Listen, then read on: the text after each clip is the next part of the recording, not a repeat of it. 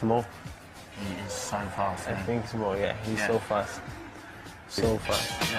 Yeah, you can see on the TV, you know? Unbelievable. People have likened Salah to Messi in recent weeks. Sorry? A few people have likened Salah to Messi in recent weeks. Mo Salah to Messi. I just want to know your thoughts on that. A lot of respect of Salah, a lot of respect. But like I respect a lot, I help him to tell him, so try to be avoid to be compared with the other guy, please. Take question in Spanish, please. Hola Pep, a banda de que el City històricament, com deia...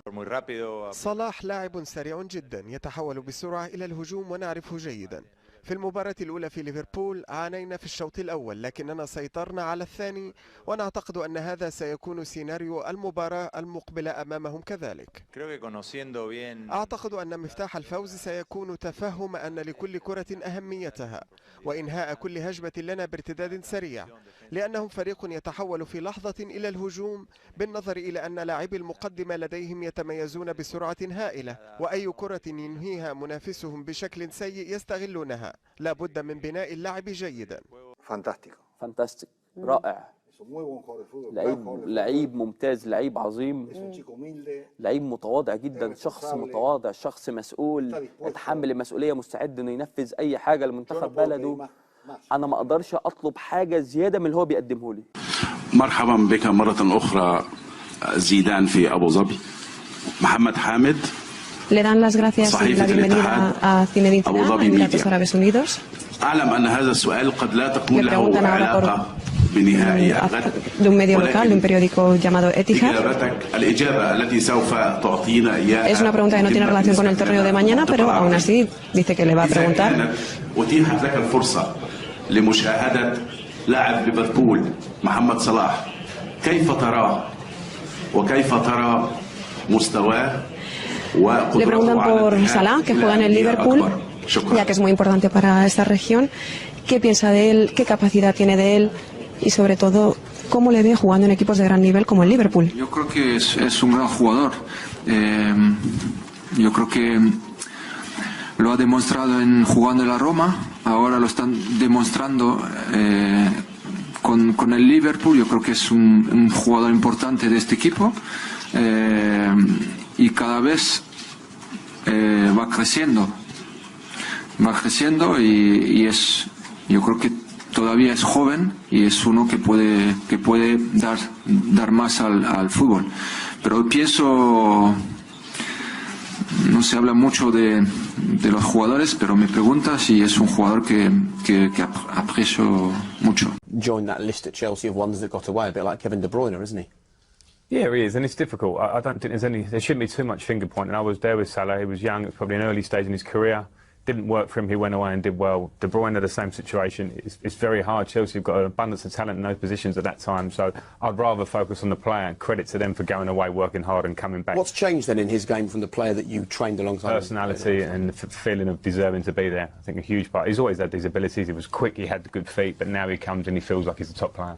He's got a different body shape as well. He's got shoulders. He's more physical. When he was at Chelsea, he was a baby in terms of football terms. Now he's coming into the prime years of his career. He's got that confidence of doing well at Roma.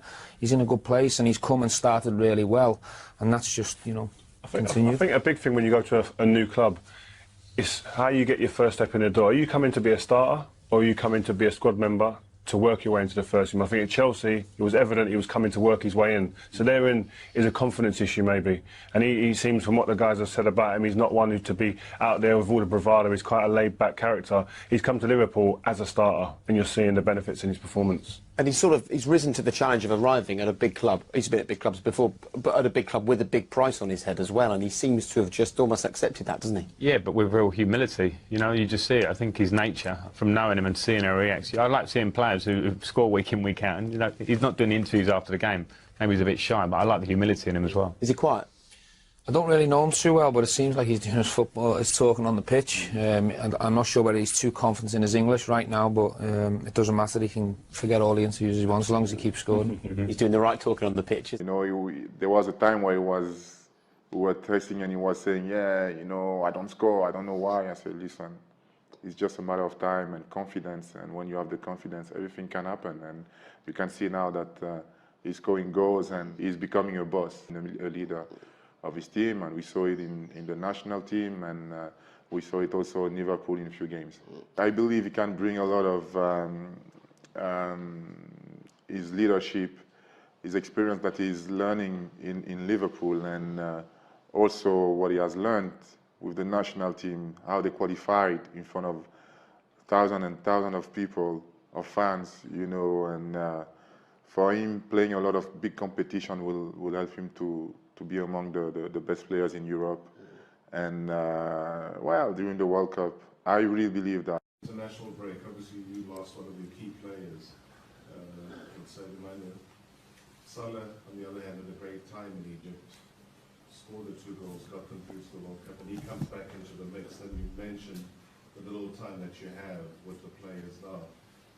What condition does he return with? What do you expect from him? Very proud. Mohamed Salah we'll talk about now, right? Yeah, very proud. Did anybody see the 6-minute video about the summary of the game when you saw? I never saw a celebration like this for 1-0 after 66 minutes. I thought it's a golden goal in the World Cup final. Then 87 minutes they made the equalizer. Boom. Obviously not the nicest moment. And then 94 minutes. I never saw a celebration of a penalty like this, and until anybody said, by the way, we still have to score. And I nearly had a heart attack when I thought I had to go down there and take the situation that he did it. And I would say in this moment he's our #1 penalty taker. That pressure was unbelievable. He did really well, and after 27 years, I think fantastic news for Egypt, and that's a really good generation what they have there. So they should go to the World Cup, but how it always is, first you need to be qualified. So now out there. As mais conhecidas são as favoritas ao título sempre, né?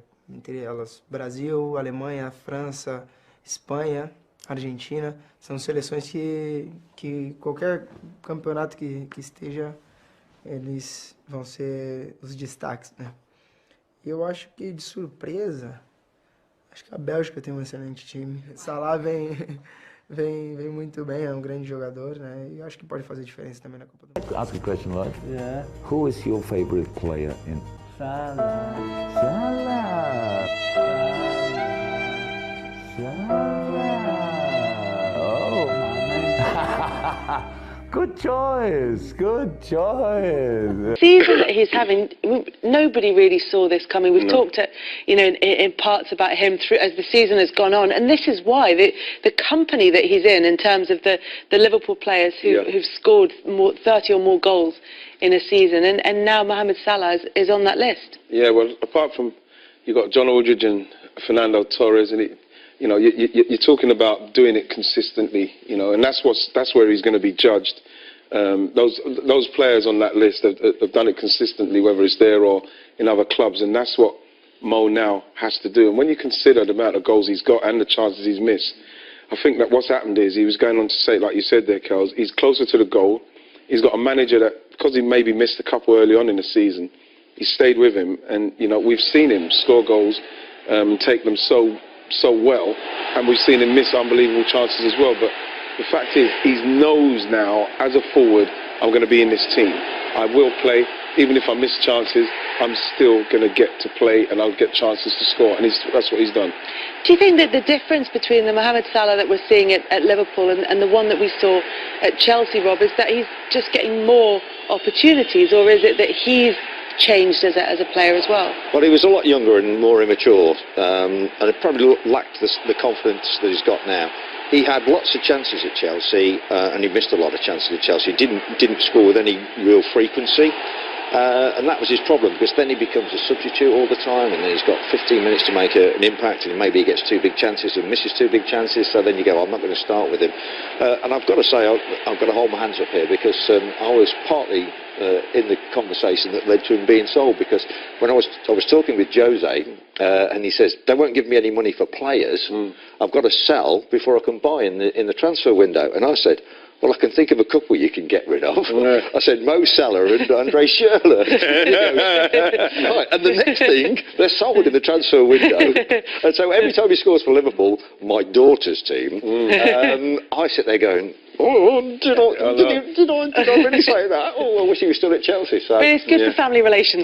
She loves it. Yeah, exactly. I mean, do you see a difference in him as a player? I mean, it seems. I mean, you've both mentioned it, the fact that he does miss chances, and everybody misses some chances, but the goals that we've seen here, a couple. But it does seem that it's just getting so many opportunities. Well, this is what's happened, and we saw at Roma, you know, he had opportunities because he was playing, and they had faith in him, and he stayed on the pitch. So if you miss a chance early, and back when we played, it was a natural thing for a forward. You miss a couple because that's what you do. You're there to score, of course, but you're going to miss some. But what I found what's happened in recent times is that players are getting taken off, forwards are getting taken off at 60 minutes, and what you want is you want to be able to play through those times, so as then you can, when defenders are tiring and chances are coming, you're able to be on the pitch to take the chances. But what's happened with Mo Salah, what obviously didn't happen with him at Chelsea, he didn't stay on the pitch long enough to get past these missing the chances phase, because once he comes off the pitch, he said, yeah, well, he missed a couple of chances. When he went to Roma, all of a sudden he started to blast, and he's come here, missed a couple of chances, but he stayed on the pitch, and then he's got his confidence, and he is closer to the goal, and he's got great feet, great skill. You know, we saw it with with the last goal there when he's coming from the left. He's taking people on. He's getting the luck. He's getting the breaks as well, and he's finishing really well. The consistent thing has always been he gets in positions where he can score goals. He's always been on the end of chances all the way through his career. So he's got the pace and he's got the vision to see the chance. Now he's starting to convert them, and now he's got a manager who says, well, I don't mind if he misses a few, because I know he's going to score bundles, because he's always on the end of it. His pace will get him through. He's got one-on-ones. He's going to score more than he misses. So he's got that, as you say, that the faith of the manager. He's always had the pace to get in those positions. Now the manager's backing him, and he's rewarding the boss for the confidence. Absolutely.